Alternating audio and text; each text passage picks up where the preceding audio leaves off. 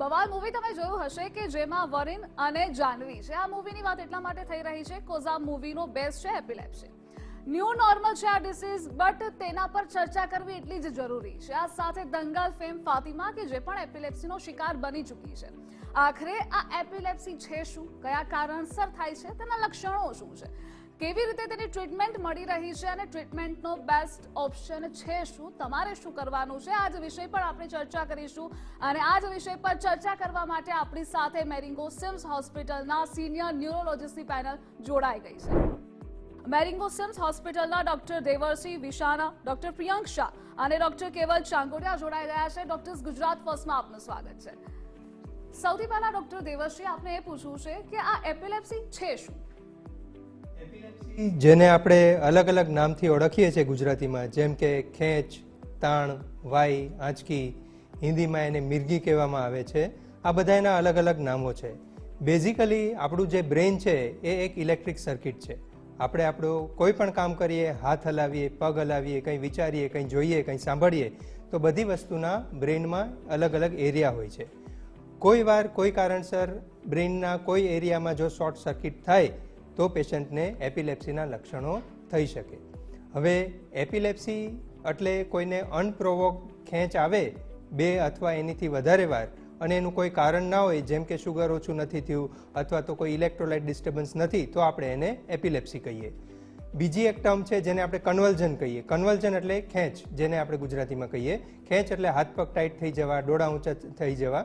એ મગજના કોઈ ભાગમાં શોર્ટ સર્કિટ થાય તો પેશન્ટને કન્વલ્ઝન થાય. અને ત્રીજી એક ટર્મ છે જેને આપણે સીઝર્સ કહીએ. Scissors is basically electrical activity in brain, જે એબનોર્મલ હોય એને આપણે સીઝર્સ કહીએ છીએ. આમ એપિલેપ્સી એટલે ખેંચ, અને આ હોવાના અલગ અલગ કારણો હોય છે. ઓકે, તો ડોક્ટર દેવર્ષીએ એપિલેપ્સી છે શું તે બેઝ ક્લિયર કરી દીધો છે. હવે ડોક્ટર પ્રિયંક, તમે એ જણાવશો કે એપિલેપ્સીના લક્ષણો શું છે?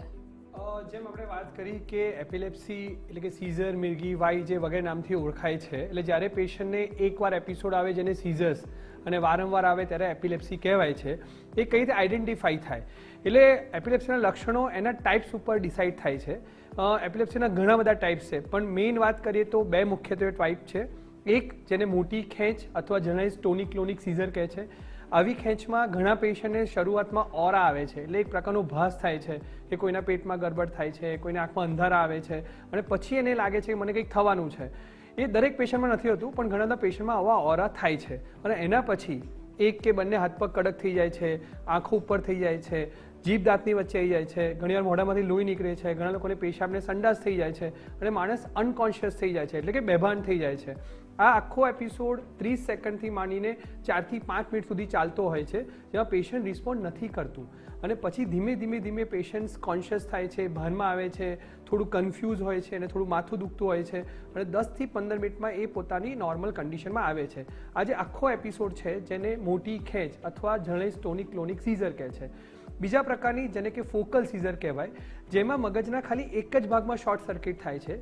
આવી ખેંચમાં એક હાથ પગ કડક થઈ જવો, ખાલી બેઠા હોય તો એકદમ સ્તબ્ધ થઈ જવું, ઘણીવાર ખાલી માણસની આંખો ઉપર જતી રહેવી, મોઢાનું અનિયમિત રીતે હલવાનું થવું, ઘણીવાર હાથની એબનોર્મલ મૂવમેન્ટ ચાલુ થવી, ઘણા પેશન્ટ અચાનક જ એનું બિહેવિયર ચેન્જ થઈ જવું, ઘણા અચાનક રીતે પડી જવું, અચાનક રિપીટેડ વર્ડ બોલવા માંડવા. આ બધો એક એપિસોડ હોય છે જે અગેન અમુક સેકન્ડથી હોઈને 4-5 મિનિટ સુધીનું હોય છે, જેને ફોકલ સીઝર કહે છે. આ ખેંચમાં ઘણીવાર પેશન્ટ કોન્શિયસ હોય છે, જરૂરી કે તે બેભાન હોય, પણ એ કન્ફ્યુઝ હોય છે. આ 2 મેઇન પ્રકાર સિવાય ત્રીજી છે એબ્સન્સ સીઝર્સ, જે છોકરાઓમાં વધારે જોવા મળે છે, જેમાં છોકરું જ્યારે રડતું હોય, લખતું હોય, ખાતું હોય તો અચાનક તે સ્ટેચ્યુ થઈ જાય છે લગભગ 30 સેકન્ડ માટે અને પછી એની ક્રિયા નોર્મલ કરવા માંડે છે, જેને એબ્સન્સ સીઝર કહે છે. અને એના સિવાય ઘણીવાર ચમક આવી, જેને માયોક્લોનિક સીઝર, અચાનક પડી જવું, જેને અટોનિક સીઝર વગેરે પ્રકારના લક્ષણો જોવા મળે છે. પણ બ્રોડલી કહું તો કોઈ બી પેશન્ટ અચાનક અમુક એપિસોડ માટે એટલે અમુક સેકન્ડ્સ કે મિનિટ માટે અનકોન્શિયસ અથવા રિસ્પોન્ડ ન કરે અને આવા લક્ષણો હોય તો એ ખેંચનો લક્ષણો હોઈ શકે છે. અચ્છા, ઓકે. તો ડોક્ટર પ્રિયંકે આપને જણાવ્યું કે તેના લક્ષણો શું છે. હવે ડોક્ટર કેવલ આપ એ જણાવશો કે એપિલેપ્સી થવાના કારણો શું છે અને સાથે એ પણ જણાવશો કે કેટલું સિરિયસલી આપણે આને લેવું જોઈએ. એપિલેપ્સીની વાત કરીએ તો ઇન્સિડન્ટ જોવા જઈએ તો 1% of population are at the risk of epilepsy. તો આપણે ઇન્ડિયામાં જોવા જઈએ તો 1.5 થી 2 કરોડ લોકોને એપિલેપ્સીનું પ્રોબ્લેમ અથવા તો સીઝર્સ થઈ શકે છે. હવે સીઝર સૌથી પહેલાં એક વસ્તુ સમજવી જોઈએ કે એ સાયકોલોજીકલ પ્રોબ્લેમ નથી. આપણા સમાજમાં એવું જ છે કે ભાઈ સીઝર આવે છે it is because of stress, કોઈ ટેન્શનના લીધે કે કોઈ બીજા સાયકોલોજીકલ પ્રોબ્લેમના લીધે થાય છે, પણ એવું જરૂરી નથી. But epilepsy A brain related problem છે. સો બ્રેઇન રિલેટેડ કોઈ બી બીમારી હોય એમાં એપિલેપ્સી થઈ શકે છે. નોર્મલી જોવા જઈએ તો સ્ટ્રોક, મગજનો સ્ટ્રોક થયો હોય, હેમરેજ થયું હોય, બ્રેઇન ટ્યુમર અથવા તો બ્રેઇનમાં કોઈ ટ્રોમા થયો હોય પાસ્ટમાં અથવા તો રિસેન્ટલી, મગજનો કોઈ તાવ, મેનિન્જાઇટિસ કે એન્સેફેલાઇટિસ, એવા કેસમાં બી ખેંચ આવી શકે છે. અથવા તો કોઈ બાળકોમાં જોવા જઈએ તો સ્પેશિયલી બાળકોમાં તાવ આવે, જ્યારે તાવ આવે ત્યારે બાળકોમાં ખેંચનું રીઝન તકલીફ રહેતી હોય છે, એને ફેબ્રાઇલ સીઝર કહેવાય. અને બર્થ રિલેટેડ કોઈ ઇન્જરી થઈ હોય ત્યારે બી એ લોકો બાળકોમાં જનરલી ખેંચની એપિલેપ્સી થઈ શકે છે. હવે બીજી વસ્તુ એ જોવા જઈએ કે એપિલેપ્સી એ જીનેટિક બી હોય છે. એ બી એવું બી માનવામાં આવે છે કે એપિલેપ્સી એ જીનેટિક ડિસઓર્ડર, કે મમ્મી પપ્પાને જો એપિલેપ્સી હશે તો બાળકોમાં થશે, પણ એવું જરૂરી નથી. ઓનલી 4 to 5% ઓફ એપિલેપ્સી જે જીનેટિક હોય છે. બાકી એના સિવાય જોવા જઈએ તો કોઈ ઇલેક્ટ્રોલાઇટ ડિસ્ટર્બન્સ, બોડીમાં કંઈ શુગર ઓછું થઈ જાય અથવા તો સોડિયમ ઉપર નીચે થાય અથવા તો કોઈ ઇલેક્ટ્રોલાઇટ ડિસ્ટર્બન્સ હોય તો એવા કેસમાં બી ખેંચ આવી શકે છે. હવે આ જનરલી કોઈ રીઝન હોય, જો કોઈ રીઝન હોય, કોઈ આપણે કારણ જોઈ શકીએ ખેંચ માટે કે બ્રેઇન રિલેટેડ પ્રોબ્લેમ છે કે ઇલેક્ટ્રોલાઇટ ડિસ્ટર્બન્સ છે, તો એની ટ્રીટમેન્ટ કરવાથી ખેંચ આવવાનું રિસ્ક ઓલમોસ્ટ નોર્મલાઇઝ થઈ જતું હોય છે. સો એપિલેપ્સી કોઈ બી માણસને હોય તો એનું રીઝન શું છે એ જાણવું બહુ જરૂરી છે. ઓકે, તો ડૉક્ટર આપે રીઝન ખૂબ જ સરસ રીતે સમજાવ્યા કે કારણો શું છે, કોને વધારે થઈ શકે છે. ડૉક્ટર દેવર્ષી, તમે એ જણાવશો કે નિદાન એપિલેપ્સીનું કેવી રીતે થાય છે, તેના કેટલા વેઝ છે, થોડું ડિટેલમાં આપ એક્સપ્લેન કરશો. કોઈ પણ બીમારીની ટ્રીટમેન્ટ થાય એ પહેલાં એનું ડાયગ્નોસિસ એટલે કે નિદાન ખૂબ જ જરૂરી છે. એપિલેપ્સી માટે સૌથી ઇમ્પોર્ટન્ટ વસ્તુ છે હિસ્ટ્રી, કે પેશન્ટને એક્ઝેક્ટ શું થયું હતું અને એની આજુબાજુમાં હાજર લોકો આપણે શું કહે છે. ઘણી વખત આપણે જોઈએ છીએ કે કોઈ પેશન્ટનું બ્લડ લીધું, પર્ટિક્યુલરલી યંગ ફિમેલ્સ હોય, એમનું બ્લડ લીધું હોય તોય અંધારા આવી જાય. ઘણીવાર કોઈ થાકી ગયું હોય અથવા તો સ્કૂલમાં પ્રેયર્સ વખતે અથવા રમતી વખતે કોઈ છોકરાને અંધારા આવી જાય, તો આ મોટાભાગના કેસમાં આવું એપિલેપ્સી હોતું નથી. એટલે હિસ્ટ્રી ખૂબ જ અગત્યની છે. મોટાભાગના એપિલેપ્સીના પેશન્ટ અથવા રિલેટિવ શું ડિસ્ક્રાઇબ કરે છે એ સૌથી અગત્યની વસ્તુ છે. આ ઉપરાંત જ્યારે પેશન્ટ અમારી પાસે આવે છે ત્યારે સૌથી પહેલાં અમે એનું એક્ઝામિન કરીએ છીએ કે એમને શું ઇન્વેસ્ટિગેશન્સની જરૂરિયાત છે. સૌ પ્રથમ આપણે બ્રેઇનનો એક MRI કરવો પડે. MRI અલગ અલગ પ્રકારના હોય છે. જે એપિલેપ્સીમાં આપણે પર્ટિક્યુલરલી યુઝ કરીએ છીએ એને MRI બ્રેઇન એપિલેપ્સી પ્રોટોકોલ કહેવામાં આવે છે. ઉપરાંત ઘણી વખત અલગ પ્રકારના MRI જેમ કે MR એન્જિયો અથવા MR વિનો બ્રેઇન અથવા MR સ્પેક્ટ્રો બ્રેઇન, આની પણ જરૂરિયાત પડે છે. આ સિવાય બીજું ઇન્વેસ્ટિગેશન છે જેને આપણે EEG એટલે ઇલેક્ટ્રોએન્કેફેલોગ્રામ કહીએ છીએ. જેમ હાર્ટ માટે ECG હોય છે એવી રીતે બ્રેઇન માટે EEG હોય છે. EEG એટલે મગજની પટ્ટી. એ આપણે બ્રેઇનમાં શું ઇલેક્ટ્રિકલ એક્ટિવિટી છે, એ એબનોર્મલ છે કે નહીં, છે તો કઈ જગ્યાએ છે, અને આ એબનોર્મલ ઇલેક્ટ્રિક એક્ટિવિટીથી પેશન્ટને આગળ જતાં કેવું રહેશે અને કયા પ્રકારની એપિલેપ્સી છે એ વિશે માહિતી આપે છે. ઘણી વખત પેશન્ટને ડાયગ્નોસિસમાં અમને શંકા હોય છે કે આ સ્ટ્રેસ રિલેટેડ હોય અથવા તો જે આ ઇવેન્ટ છે એ ઓર્ગેનિક છે કે સાયકોજેનિક અથવા ફંક્શનલ છે. તો એની માટે એક વિડીયો EEG જેમાં પેશન્ટના EEGની સાથે સાથે તેનું કન્ટિન્યુઅસ વિડીયો રેકોર્ડિંગ થાય એ પણ કરવામાં આવે છે. આ ઉપરાંત રૂટીન બ્લડ ઇન્વેસ્ટિગેશન્સ અને જે પ્રકારે પેશન્ટની હિસ્ટ્રી હોય એ પ્રમાણે બધા ઇન્વેસ્ટિગેશન્સ કરવામાં આવે છે. બહુ રેરલી, જેમ ડૉક્ટર કેવલભાઈ કીધું કે 4 થી 5% જેટલી એપિલેપ્સી હેરિડિટરી પણ હોય છે, તો આપણે એક જેનેટિક રિપોર્ટ પણ કરાવતા હોય છે એપિલેપ્સી માટે. હવે ડૉક્ટર પ્રિયંકા, આપ એ જણાવશો સારવાર એપિલેપ્સીની કેવી રીતે થાય છે, થોડું ડિટેલ સમજાવશો. કોઝ ઘણા ખરા એવા લોકો છે, જનરલી નાના બાળકોને આવતું હોય છે તો એ થોડું સિરિયસલી લેવામાં આવતું હોય છે, પરંતુ ઘણા ખરા લોકો એવા છે કે જે લોકો આને ટેકન ફોર ગ્રાન્ટેડ લઈ રહ્યા છે, અને ઘણા લોકો એવા પણ છે કે જેમને ખબર જ નથી કે આની ટ્રીટમેન્ટના કેટલા વેઝ છે, કોઈ પર્ટિક્યુલર ટાઈમ છે, શું ધ્યાન રાખવાનું છે, તો એ સમજાવશો આપ. એટલે જેમ આપણે પહેલાં વાત કરી કે જે લક્ષણો મેં કીધા એ પ્રમાણના લક્ષણો હોય તો એક એપિલેપ્સી હોઈ શકે છે. એટલે ડેફિનેટલી જેમ ડૉક્ટર દેવશીભાઈ કીધું કે જ્યારે આવી લક્ષણો દેખાય એટલે આપણે ન્યુરો ફિઝિશિયને બતાવીને પહેલાં ડાયગ્નોઝ કરવું બહુ જરૂરી છે કે એપિલેપ્સી છે કે નહીં. એપિલેપ્સી મેઇનલી ક્લિનિકલ ડાયગ્નોસિસ છે, એટલે હિસ્ટ્રી પરથી જ 90% કેસીસ ડાયગ્નોઝ થતા હોય છે. બીજા રિપોર્ટ આપણે બીજા કોઈ રોગ નથી અથવા એપિલેપ્સીનું કારણ શું છે એ માટે કરતા હોઈએ છીએ. હવે એપિલેપ્સીની ટ્રીટમેન્ટ કેમ જરૂરી છે? કેમ કે આજે આખો એપિલેપ્સીનો જે એપિસોડ હોય, જે મેં વાત કરી, એ 30 સેકન્ડથી માંડીને 4 થી 5 મિનિટ સુધી જ રહેતો હોય છે. એટલે 5 મિનિટ પછી મોટા ભાગના પેશન્ટો નોર્મલ થઈ જાય છે. એટલે ખાલી 5 મિનિટ માટે જ પેશન્ટને અનકોન્શિયસ કે પડી જવાના ચાન્સીસ હોય છે. તો મોટા ભાગના લોકોને એ જ ક્વેશ્ચન હોય છે કે ભાઈ 5 જ મિનિટ માટે જો હું બેભાન થવાના હોઉં તો મારે શું કામ ડૉક્ટરને બતાવીને આટલા રિપોર્ટ કહીને ટ્રીટમેન્ટ કરવી જોઈએ? એટલા માટે કરવી જોઈએ કેમ કે આ જે એપિસોડ થાય છે એનો કોઈ ટાઈમ નથી હોતો, એનો કોઈ સમય નથી હોતો, એની કોઈ જગ્યા નથી હોતી. આ એપિસોડ કોઈ બી પેશન્ટને ગમે તે સમય થઈ શકે છે. એટલે કોઈ બી પેશન્ટ વ્હીકલ ચલાવતું હોય, દાદરા ઉતરતું હોય, બાથરૂમમાં નહાતું હોય, રસ્તો ક્રોસ કરતું હોય ત્યારે થઈ શકે છે. અને આ એપિસોડ જ્યારે થાય તો પેશન્ટ સડનલી અનકોન્શિયસ એને પડી શકે છે અને એનાથી એને ઇન્જરીઝ થઈ શકે છે. એટલે ઇન્જરીઝનું રિસ્ક મેક્સિમમ હોય છે પેશન્ટને. એટલે બહુ જ બધા રોડ ટ્રાફિક એક્સિડન્ટ જે આપણે ડેલી જોઈએ છે, મે બી એમાંથી ઘણા ખરા એપિલેપ્સીના કારણે થતા હશે. અને બીજું, ઇન્જરી સિવાય ઘણા બધા પેશન્ટ જેને જો ખેંચ કંટ્રોલ કરવામાં ન આવે અને આગળ જઈને એને એક સુડેપ નામની કન્ડિશન હોય છે જેને સડન ડેથ કહે છે. તો જો કન્ડિશન કંટ્રોલ ન થાય તો તેમાં ડેથ થવાના બી ચાન્સીસ હોય છે. એટલે આપણે એપિલેપ્સીની ટ્રીટમેન્ટ કરવી જરૂરી છે. ટ્રીટમેન્ટના ઓપ્શનની વાત કરીએ તો સૌથી અગત્યની છે દવાઓ, જેને એન્ટી સીઝર મેડિકેશન કહે છે. સેકન્ડ છે ડાયટ અને થર્ડ છે સર્જરી. મેઇન મેડિકલ ટ્રીટમેન્ટની વાત કરીએ તો આજે બજારમાં અરાઉન્ડ 20 થી 25 દવાઓ અવેલેબલ છે અને અરાઉન્ડ 2/3 પેશન્ટ એટલે અરાઉન્ડ 65% ઓફ પેશન્ટને માત્ર એક દવા આપવાથી ખેંચને સારી રીતે કંટ્રોલ કરી શકાય છે. એટલે જો એ પેશન્ટનું ડાયગ્નોઝ કરીને એક દવા પ્રોપર ટાઈમે આપવામાં આવે અને પ્રોપર પીરિયડ માટે તે લે તો ખેંચને કંટ્રોલ કરી શકાય છે. બાકીના 1/3 પેશન્ટ છે જેને ઘણીવાર એક કરતાં 2 દવા કે 3 દવાની બી જરૂર પડે છે. અને જ્યારે એક પેશન્ટ 2 દવાથી વધારે કંટ્રોલ ન થાય, જેને ડ્રગ રેઝિસ્ટન્ટ એપિલેપ્સી કહે છે, આવા પેશન્ટમાં સર્જરીનો આપણે ટ્રીટમેન્ટનો ઓપ્શન લઈ શકાય છે.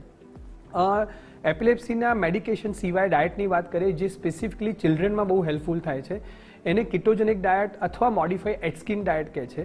આમાં છોકરાઓને ફેટવાળો ખોરાક વધારે આપવામાં આવે છે અને કાર્બોહાઈડ્રેટ ઓછું આપવામાં આવે છે. એટલે એના કારણે કીટોન્સ વધારે પ્રોડક્શન થાય છે, જે બી એક એન્ટી સીઝર મેડિકેશન જેવું વર્ક કરે છે. એટલે બચ્ચાઓમાં આ ડાયટ ઘણું બધું હેલ્પફુલ છે. એટલે મેડિકેશનની સાથે જો એને ડાયટ આપવામાં આવે તો વધુ 10 to 20% આપણે સીઝર કંટ્રોલ કરી શકે છે. આ દવાઓ કેટલા સમય માટે આપી, જે મોટા ભાગનો લોકોનો ક્વેશ્ચન હોય છે કે દવા તો ચાલુ કરી પણ કેટલા સમય માટે લેવી? એ કેટલા સમય માટે આપી એનું ડિસિઝન એના પ્રકાર કે શેના કારણે છે એની પર હોય છે.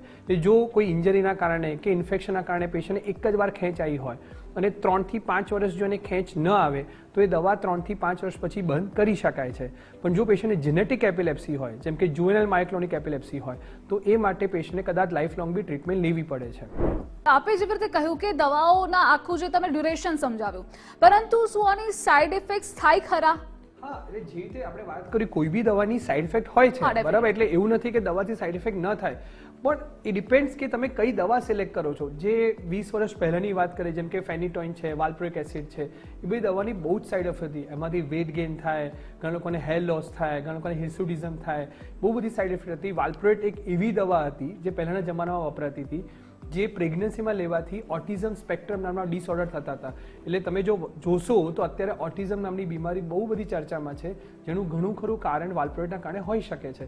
પણ આજના જમાનામાં એટલે છેલ્લા 10 વર્ષની વાત કરીએ તો આજે બહુ બધી નવી ટ્રીટમેન્ટ અવેલેબલ છે જે ઘણી બધી સેફ છે, જે સેફલી પ્રેગ્નન્સીમાં આપી શકાય છે, સેફલી છોકરાઓને આપી શકાય છે, ઘણી બધી સેફલી ઓલ્ડ એજમાં બી આપી શકાય છે. એટલે જો તમે એનું કારણ શોધીને પ્રોપર દવાનું સિલેક્શન કરો તો પેશન્ટને મિનિમમ સાઇડ ઇફેક્ટ રાખીને પેશન્ટને સારી રીતે ટ્રીટ કરી શકાય છે. ઓકે ડૉક્ટર કેવલ, તમે એ જણાવશો, જનરલી જ્યારે કોઈ પ્રેગ્નન્ટ વિમેન હોય તો એમના માટે એ 9 મંથનું ડ્યુરેશન એ ખૂબ જ સિરિયસલી એને લેવાનું હોય છે, કારણ કે ત્યારે કંઈ પણ થાય તો બાળક પર એટલું જ જોખમ વધી જતું હોય છે. જ્યારે એપિલેપ્સી થાય છે અને ઇફ એ પ્રેગ્નન્ટ વુમનને હોય છે તો એ બંનેને મેનેજ કેવી રીતે કરવાનું? સૌથી પહેલાં આપણે જે સોસાયટીમાં એક માન્યતા ફેલાયેલી છે કે જે માણસને એપિલેપ્સી છે, ખેંચની બીમારી છે, એમના મેરેજમાં તકલીફ આવતી હોય છે, એ લોકો છુપાવતા હોય છે કે મને એપિલેપ્સી છે. તો સૌથી પહેલી વસ્તુ હું એમ કહીશ કે એક્સેપ્ટ કરવું પડશે કે કોઈ માણસને એપિલેપ્સી છે. ફેમિલીમાં હસબન્ડને એને બધાને વાત કરવી જોઈએ, તો એ એક્સેપ્ટન્સથી દવા રેગ્યુલરલી લઈ શકાશે. બીજા નંબર ઉપર કે એપિલેપ્સીમાં એવું માનવામાં આવે છે કે ભાઈ પ્રેગ્નન્ટ ના થઈ શકે, ફેમિલી પ્લાનિંગ ના કરી શકે, બટ એવું નથી. એપિલેપ્સી જો કોઈ માણસને હોય તો એના માટે પ્રોપર ફેમિલી પ્લાનિંગ હસબન્ડની સાથે અને ડૉક્ટરની સાથે ડિસ્કસ કરીને આગળ વધવું જોઈએ. તો એનું ફેમિલી પ્લાનિંગ જ્યારે કરતા હોય એના 3 થી 6 મહિના પહેલાં ડૉક્ટરને જાણ કરવી જોઈએ કે મને આ બીમારી છે અને મારી આ દવા ચાલે છે.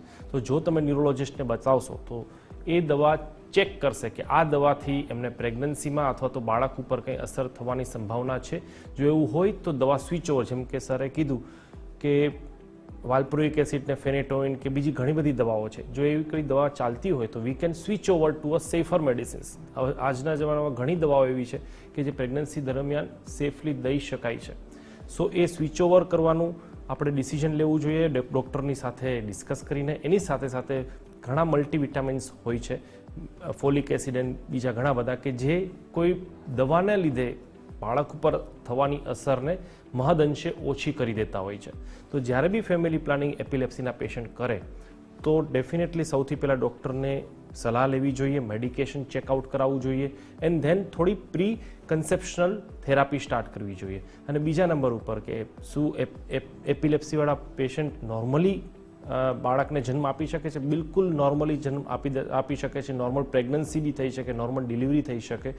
અને જો કોઈ માણસને એપિલેપ્સીની ટ્રીટમેન્ટ પ્રેગ્નન્ટ લેડીને ચાલતી હોય તો અમે સજેસ્ટ કરતા હોય કે સેકન્ડ ટ્રાઇમેસ્ટરમાં ફીટલ સ્કેન, કે જેમાં ફીટલ રિલેટેડ કોઈ એનોમલીઝ હોય તો એ આપણે કરાવવું જોઈએ. અને એ જનરલી 18 વીકથી 20 વીકની આસપાસ આપણે એડવાઇસ કરતા હોઈએ છીએ અને એની મુજબ પછી આગળનું ડિસિઝન લેવાનું હોય. અને જો એપિલેપ્સી અથવા તો ખેંચ પ્રેગ્નન્ટ વુમનને આવે તો એની ઇમરજન્સી ટ્રીટમેન્ટ બી કરવી જોઈએ, અથવા તો ઘણી વખત કોઈ પ્રેગ્નન્સી રિલેટેડ કોમ્પ્લિકેશન્સ જેમ કે એક્લેમ્શિયા, પ્રી એક્લેમ્શિયા થતું હોય તો એના લીધે બી એનો કંટ્રોલ કરવાથી બી ખેંચને મહદઅંશે કંટ્રોલ કરી શકાય છે. ડૉક્ટર દેવર્ષી, જેવી રીતે જેમ જેમ સમય જતો જાય છે એમ આપણા બોડીમાં ફેરફારો થતા આવે છે. આપણે પ્રેગ્નન્ટ લેડીએ શું ધ્યાન રાખવું જોઈએ તે જાણી લીધું છે. ડૉક્ટર દેવર્ષી એ જાણવું છે કે જ્યારે વૃદ્ધાવસ્થામાં કોઈ વૃદ્ધ હોય, કોઈ વ્યક્તિ હોય, ત્યારે તેના બોડીમાં ચેન્જીસ એ વધારે થયેલા હોય છે. કોઈ બી દવા એ ડિરેક્ટ તેને અસર નથી થતી, તેમાં ટાઈમ લાગે છે. ઇફ એપિલેપ્સી તેને છે તો તેના મેનેજમેન્ટમાં કોઈ ચેન્જીસ આવે ખરા? ઓલ્ડ એજમાં એપિલેપ્સી મેનેજમેન્ટ ઘણું અલગ હોય છે. પહેલાં આપણે ચાલુ કરીએ કે જે એપિલેપ્સી થવાના કારણો હોય છે એ ઓલ્ડ એજમાં અલગ હોય છે as compare to children. Old એજમાં મોટાભાગે આપણે બ્રેઇનમાં બ્લડ ઓછું પહોંચતું હોય કે હેમરેજ થયું હોય અથવા તો બ્રેઇનમાં ટ્યુમર હોય, આ બધા કેસીસ આપણે વધારે જોતા હોય. સેકન્ડ થિંગ, એપિલેપ્સી જ્યારે ડાયગ્નોસિસ કરીએ ત્યારે ઘણી વખત ઓલ્ડ એજમાં કાર્ડિયક એટલે કે હાર્ટને રિલેટેડ કોઝ પણ આપણે જોવા મળતા હોય. એટલે બેઝિકલી આપણે લાગતું હોય કે આ પેશન્ટને એપિલેપ્સી છે, પણ એકચ્યુઅલી એને હાર્ટના ધબકારા અનિયમિત હોય, જેને કે આપણે એટ્રિયલ ફિબ્રિલેશન કહીએ, અથવા તો હાર્ટ પમ્પિંગ ઓછું કરતું હોય, અથવા તો બીજું કોઈ હાર્ટને રિલેટેડ કારણ હોઈ શકે. સેકન્ડ થિંગ, કોઈ બ્લડ વેસલ બ્રેઇનમાં બ્લડ પહોંચાડતું હોય એમાં પણ કોઈ બ્લોક હોઈ શકે, જેને કારણે આપણે લાગે કે પેશન્ટને એપિલેપ્સી થઈ શકે. આ રીતે જે ડાયગ્નોસિસ છે એ ઓલ્ડ એજમાં ખૂબ જ ચેલેન્જિંગ હોય છે. સેકન્ડ થિંગ આપણે આવીએ કે ટ્રીટમેન્ટ, તો જે મોટાભાગની એપિલેપ્સીની મેડિસિન્સ હોય છે એ બધી જ મેડિસિન્સથી પેશન્ટને થોડું ડિપ્રેશન અને ઊંઘની તકલીફો થતી હોય છે. મોટાભાગે આપણે જોઈએ તો ઓલ્ડ એજમાં ડિપ્રેશન ઘણું કોમન છે. ઓલ્ડ એજમાં ઊંઘની બીમારી એટલે કે ઇન્સોમનિયા વધારે કોમન છે. તો આ બધા સાથે એમને મેનેજ કરવા ખૂબ જ ટ્રિકી હોય છે. પણ luckily we are at that stage કે અત્યારે એટલી મેડિસિન્સ સારી ઉપલબ્ધ છે કે મોટાભાગે આ બધા એડવર્સ ઇફેક્ટ આપણે ટાળી શકીએ છીએ. ઉપરાંત ઘણી વખત એવું થતું હોય કે ઓલ્ડ એજમાં પેશન્ટને ઓસ્ટિયોપોરોસિસ એટલે બોનની તકલીફ વધારે હોય, એટલે તરત પડી જાય કે એપિલેપ્સીનો એટેક આવે ને સેજ સ્લીપ થઈ ગયા તરત ફ્રેક્ચર થઈ જાય. ઉપરાંત અમુક એપિલેપ્સીની ગોળીઓથી પણ ઓસ્ટિયોપોરોસિસ થાય. એટલે આ રીતે જે ઓલ્ડ એજમાં આપણે એપિલેપ્સીની મેડિસિન ચાલતી હોય, મોટા ભાગે વી ઇન્સિસ્ટ કે પેશન્ટ સાથે સાથે કેલ્શિયમ અથવા વિટામિન ડી પણ સાથે જ રાખે. તો જો તમને એપિલેપ્સી છે તો મેરિંગો સિમ્સ હોસ્પિટલમાં તમે જઈ શકો છો અને તમને જે 3 ડોક્ટર્સ, સિનિયર ડોક્ટર્સ આપણી સાથે જોડાયા છે તે તમને કાઉન્સલ કરશે અને તમને બેસ્ટ ટ્રીટમેન્ટ પણ પૂરી પાડશે. ડોક્ટર કેવલ આપણી સાથે જોડાયેલા છે. ડોક્ટર કેવલ, સોશિયલ મીડિયા આપણી લાઈફમાં મેજર રોલ પ્લે કરે છે, આ વાત સાથે આપણે એગ્રી છે, બટ ઘણા લોકો એના જોઈ અને એને ફોલો કરવા લાગે છે. ડોક્ટર્સ પાસે જવાનું પ્રિફર નથી કરતા અથવા તો જાય છે તો પણ તેમાં જોઈ અને એને પણ ફોલો કરી લે છે. એટલે એપિલેપ્સીના ડૂઝ અને ડોન્ટ્સ શું છે તે જણાવશો. સો એપિલેપ્સીમાં હું સૌથી પહેલાં શું કરવું જોઈએ એના કરતાં બી વધારે શું ના કરવું જોઈએ એ પહેલાં કહીશ બિકોઝ અત્યારે આપણે જોયેલું છે કે કોઈ બી માણસને આપણા રસ્તા ઉપર જતા હોય કે કોઈ બી ફંક્શનમાં કે એમાં ખેંચ આવે તો બધા એમને પકડી લેતા હોય છે, એની આસપાસ ઘેરો વળીને ઊભા રહી જતા હોય છે, મોઢામાં કોઈ રૂમાલ અથવા તો ચમચી અથવા તો કંઈ સૂંઘાડવાની ટ્રાય કરતા હોય છે. તો સૌથી પહેલી વસ્તુ એ છે કે આમાંથી કંઈ જ કરવું ના જોઈએ. કોઈ બી માણસને જ્યારે ખેંચ આવે છે ત્યારે સૌથી પહેલાં એક વસ્તુ છે કે બિલકુલ ગભરાવાની જરૂર નથી. સૌથી પહેલાં એને જમીન ઉપર અથવા તો કોઈ સેફ જગ્યાએ લેટાવી દેવાનો છે. એની આસપાસ કોઈ એવી વસ્તુ હોય કે જેનાથી એને વાગી શકે, કારણ કે ખેંચ એવી વસ્તુ છે કે એ દરમિયાન એના બોડીની મૂવમેન્ટ, એની બોડીની તાકાત એટલી વધી ગઈ હોય છે કે જે બિલકુલ કોઈનાથી કંટ્રોલ ના કરી શકાય. સો આપણે જનરલી એને હાથ પગની મૂવમેન્ટ કંટ્રોલ કરવા માટે 2 જણા, 3 જણા, 5 જણા બી પકડીને રાખશું તો એ મૂવમેન્ટ તો સ્ટોપ નથી જ થવાની, બટ એ એગ્રેસિવ વાયોલન્ટ મૂવમેન્ટના લીધે એના જોઈન્ટ્સ ડિસ્લોકેટ થઈ શકે છે અથવા તો બોન ફ્રેક્ચર થઈ શકે છે, પેશન્ટને જ ઇન્જરી થઈ શકે છે. જ્યારે બી મૂવમેન્ટ થતી હોય તો આપણે એમને રિસ્ટ્રિક્ટ નથી કરવાની, એ ઓટોમેટિકલી 1 થી 2 મિનિટમાં બંધ થઈ જશે. એના સિવાય આપણે જનરલી શું વિચારતા હોઈએ છીએ કે ભાઈ કોઈ બી માણસને ખેંચ જેવી વસ્તુ આવે તો આપણે એને કોઈ સ્ટ્રોંગ સ્મેલ કે જેમ કે ડુંગળી છે, કોઈ ચપ્પલ છે કે બીજું કંઈ સૂંઘાડવાની ટ્રાય કરતા હોઈએ છીએ, પણ એ બિલકુલ કરવાની જરૂર નથી. પહેલાંના જમાનામાં જ્યારે આવું કરતા 1-2 મિનિટમાં જ્યાર સુધીમાં એ પ્રોસેસ થાય ત્યાં સુધીમાં ઓટોમેટિક નેચરલી ખેંચ બંધ થઈ જાય. તો એવી માન્યતા ફેલાયેલી છે કે ભાઈ એવું કંઈક કરવાથી ખેંચ રૂકી જશે, પણ એવું બિલકુલ કરવાની જરૂર નથી. જુબાન જ્યારે જો ટાઈટ થઈ ગયું હોય તો આપણે જનરલી એને કોઈ ચમચી અથવા તો રૂમાલ રાખીને ટ્રાય કરતા હોય કે ભાઈ વધારે મોઢું ટાઈટ ના થઈ જાય, પણ એવું બી બિલકુલ કરવાનું નથી. એવું કરવાથી એના ટીથ ઇન્જરી થઈ શકે છે પેશન્ટને અને જો ડિસ્લોકેટ થઈ શકે છે. એની સાથે સાથે મેં બીજી એક વાત કરી કે જ્યારે બી કોઈ બી માણસને ફીડ્સ આવતા હોય કે ત્યારે મોઢામાંથી ફીડ નીકળશે, એને ફીડ નીકળશે, સિક્રિશન નીકળશે, તો એ જસ્ટ સિક્રિશન્સ આપણે વાઇપ આઉટ કરી દેવાના છે. એના શ્વાસ નળીમાં ન જાય એનું ખાસ ધ્યાન રાખવાનું છે, એનું રેસ્પિરેશન બરોબર હોવું જોઈએ. એના સિવાય જનરલી આ ટાઈપનો ખેંચનો એપિસોડ છે 1 થી 2 મિનિટ, મેક્સિમમ 5 મિનિટ સુધીમાં રોકાઈ જતો હોય છે. તો જ્યારે બી કોઈ માણસને આવો રીતનો ખેંચનો એપિસોડ આવે અને 1 થી 5 મિનિટ સુધીમાં બંધ થઈ જાય તો કશું જ કરવાની જરૂર નથી. ઓટોમેટિક માણસ 15-20 મિનિટમાં નોર્મલ થઈ જશે. હવે ડૂઝની વાત કરીએ તો ડૂઝમાં સૌથી પહેલાં મેં વાત કરી કે જો કોઈ બી માણસને આ ટાઈપનો એપિસોડ, ખેંચનો એપિસોડ કહું છું, જે મૂવમેન્ટનો એપિસોડ 5 મિનિટથી વધારે થતો હોય, 5 મિનિટથી વધારે ચાલે તો અથવા તો એની શ્વાસ લેવામાં તકલીફ પડે કે એસ્પિરેટ કરી જાય કે વોમિટિંગ થાય તો તાત્કાલિક એમ્બ્યુલન્સ બોલાવીને હોસ્પિટલ લઈ જવા જોઈએ. ઘણી વખત એપિલેપ્સી, જેને ઘણા લોકોને વારે એપિલેપ્સી થતી હોય, લાંબી સમય સુધી થતી હોય, તેને સ્પ્રે બી આપવામાં આવે છે, મિડાઝોલામ સ્પ્રે કહેવામાં આવે છે. તો એ આપણી પાસે અવેલેબલ હોય અને એ માણસને રેગ્યુલરલી એપિલેપ્સી લાંબો સમય સુધી ચાલતી હોય તો એ સ્પ્રે આપણે નાકમાં ડૉક્ટરની સલાહ મુજબ એપ્લાય કરી શકીએ છીએ, જેનાથી ખેંચ બંધ થઈ જશે અને એના પછી આપણે એમને હોસ્પિટલ લઈ જઈ શકીએ છીએ. તો ડૂઝ ડોન્ટ્સ આપણે જાણી લીધા છે. હવે ડોક્ટર દેવશ્રી, મિથ અને ફેક્ટ્સ આ બંને પણ જાણવું જરૂરી છે અને ફેક્ટ્સ જાણવી વધારે જરૂરી બની જાય છે, કારણ કે આજે લોકો મિસકન્સેપ્શન વધારે થઈ ગયા છે, લોકો એમાં વધારે બિલીવ કરે છે અને એક ખોટી જ થિયરી અપનાવી લેતા હોય છે, જેના કારણે જોખમ વધી જાય છે. સાચી વાત કરી તમે. આજના જમાનામાં ખાસ કરીને આ સોશિયલ મીડિયાના આટલા વધતા જતા યુઝના કારણે જે મિથ્સ હોય છે એ વધારે રેપિડલી સ્પ્રેડ થાય છે ફેક્ટ્સ કરતાં. એટલે I would like to highlight કે ફેક્ટ શું છે અને મિથ શું છે. સૌથી પહેલી મિથ એટલે અંધશ્રદ્ધા એ છે કે એપિલેપ્સી માનસિક તકલીફ છે. આ કોઈ માનસિક તકલીફ નથી. આપણે એક એક્ઝામ્પલ આપું હું તમને કે કોઈને સ્ટ્રેસ હોય તો શું જેને સ્ટ્રેસ હોય એને હાર્ટ એટેક ના આવી શકે? ડેફિનેટલી આવી શકે. એવી જ રીતે કોઈને સ્ટ્રેસ હોય તો પણ એમને એપિલેપ્સીનો એટેક આવી શકે. એપિલેપ્સી એક મગજની બીમારી છે, ગંભીર બીમારી છે, આ કોઈ માનસિક તકલીફ નથી. સેકન્ડ મિથ એ છે કે જેને એપિલેપ્સી હોય એ બાળક મંદબુદ્ધિ હોય. આવું નથી. મોટા ભાગે પહેલાંના જમાનામાં એપિલેપ્સી બાળકોમાં વધારે ડાયગ્નોઝ થતું અને એ જમાનામાં આજથી 20-25 વર્ષ પહેલાં જ્યારે ડિલિવરી અને પેરીનેટલ કેર સારો નહોતો ત્યારે ઘણા બાળકો જેમને હાઇપોક્સિક બ્રેઇન ડેમેજ થતો એને કારણે બાળકને એપિલેપ્સી હોય અને આ બાળક મંદબુદ્ધિ હોય. એટલે આથી લોકો માનવા માંડ્યા કે જેને એપિલેપ્સી હોય એ બાળક મંદબુદ્ધિ હોય. પણ આ ફેક્ટ બિલકુલ 100% મિથ છે. આ ફેક્ટ નથી. મોટા ભાગના બાળકો હેલ્ધી હોય છે, મેન્ટલી પણ સાઉન્ડ હોય છે અને એવા ઘણી હસ્તીઓ છે ફેમસ જેમને એપિલેપ્સી હતી અને એમનું બ્રેઇન એકદમ પરફેક્ટ હતું. થર્ડ મિથ એ છે કે જેને એપિલેપ્સી હોય એ ઇન્ફેક્શિયસ ડિઝીઝ છે કે આજે હસબન્ડને હશે તો વાઈફને થશે, બીજાને થશે ઘરમાં. આ કોઈ ઇન્ફેક્શિયસ ડિઝીઝ નથી. હા, અમુક વખત કોઈ ઇન્ફેક્શિયસ ડિઝીઝ બ્રેઇનનું થયું હોય, જેમ કે બ્રેઇનનું ટીબી છે અથવા તો બીજા બ્રેઇનના ઇન્ફેક્શન કે ન્યુરોસિસ્ટિક સિર્કોસિસ, દે મે બી ઇન્ફેક્શિયસ. પણ જે એપિલેપ્સી, ઇડિયોપેથિક જનરલાઇઝ એપિલેપ્સી અથવા જે બીજા બધા કોમન એપિલેપ્સી આપણે જોઈએ છે, જુવેનાઇલ માયોક્લોનિક એપિલેપ્સી, આ કોઈ ઇન્ફેક્શિયસ હોતા નથી. બીજું એવું માનવામાં આવે છે કે જેને, ખાસ કરીને બહેનોમાં, કે જેને એપિલેપ્સી હોય એ બહેનના મેરેજ થશે તો પછી એનું બાળક વિકલાંગ આવશે અથવા તો બાળક મંદબુદ્ધિ આવશે અથવા તો બાળકને પણ એપિલેપ્સી આવશે. આ પણ એક મિથ છે. મોટાભાગના 95% એપિલેપ્સી વારસાગત એટલે જેનેટિક હોતા નથી. ઉપરાંત એપિલેપ્સી છે એ જો વારસાગત હોય તો પણ એની કમ્પ્લીટ ટ્રીટમેન્ટ થઈ શકે છે. આ બધા ઘણી બધી મિથ્સ છે એપિલેપ્સીની, જેને આપણે દૂર કરવી જોઈએ. ડોક્ટર કેવલ, હવે એ જણાવશો કે precautions is better than cure. આમાં આપણે માનીએ છીએ પ્રિકોશન્સ રાખવા જરૂરી છે. એપિલેપ્સીમાં ખાસ શું તકેદારીઓ રાખવી જોઈએ? સૌથી પહેલાં આપણે જાણવું જોઈએ કે એપિલેપ્સીવાળા પેશન્ટ નોર્મલ લાઈફ જીવી શકે છે.